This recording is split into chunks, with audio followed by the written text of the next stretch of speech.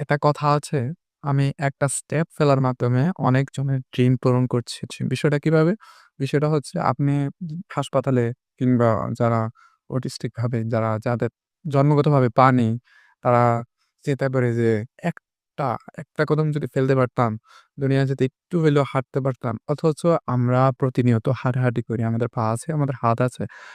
সবকিছু চলার জন্য একটা মস্তিষ্ক আছে। বাট আমাদের যেই চিন্তা শক্তি, সে চিন্তা শক্তির একটা অভাব, একটা খানিকটা অভাব আছে।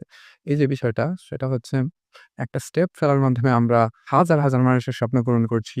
বিভিন্ন মানুষ, কত মানুষ হাঁটতে পারে না। কত মানুষের সমস্যার কারণে তাদের পা কাটতে হয়েছে। আহ আমরা চিন্তা করি, আরে ৩ বেলা বা ২ বেলা খাইতে পারলাম না। আমি মনে হয় অনেক অসুখী কিংবা একটা কাপড় ভালো নাই। আমি অসুখী, যেটা আমি এখন ফিল করছি। বাট কাপড় ছাড়া কত মানুষ থাকতে পারে। আল্লাহ আ কাপড় ছাড়া আমাদের থাকার যে ক্যাপাসিটি আছে, কিন্তু আল্লাহ তো আমাকে কাপড়টা অন্ততপক্ষে দিয়েছে। কত মানুষের এখন পর্যন্ত কোনো কাপড় নেই। তারা রাস্তায় চলাফেরা করে নুট হয়ে, কিংবা আমরা ধরতে পারি অনেক পাগল ব্যক্তি যাদের কোনো ঠিক ঠিকানা নাই, আগা-বাঁধা নাই, তাদের মস্তিষ্কে ঠিক নাই। ভালো নাকি খারাপ কোনো কিছু ঠিক নাই।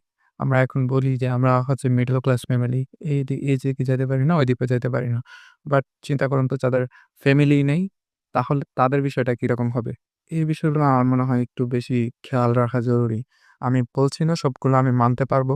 আমি বলছি না আমি সবসময় আলহামদুলিল্লাহ বলতে পারবো যেকোনো মুহূর্তে। কারণ আমি হাঁটতে পারি অন্ততপক্ষে অনেক মানুষ থেকে। কিংবা ধরেন আমার পা কেটে গেল, পা আমাকে ফেলাই দিতে হলো। তখন তখন আমাকে চিন্তা কিভাবে করতে হবে যে পা নাই, কিন্তু আমার তো চিন্তাশক্তি আছে।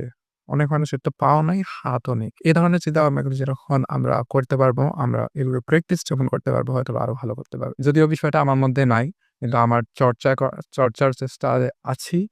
যদি আল্লাহ তৌফিক দেয়, ইনশাআল্লাহ সবসময় আলহামদুলিল্লাহ বলার যে প্র্যাকটিসটা, সেটা প্র্যাকটিসটা ধরে রাখতে পারবো। এবং আপনারা যারা দেখছেন ধরে রাখবেন আশা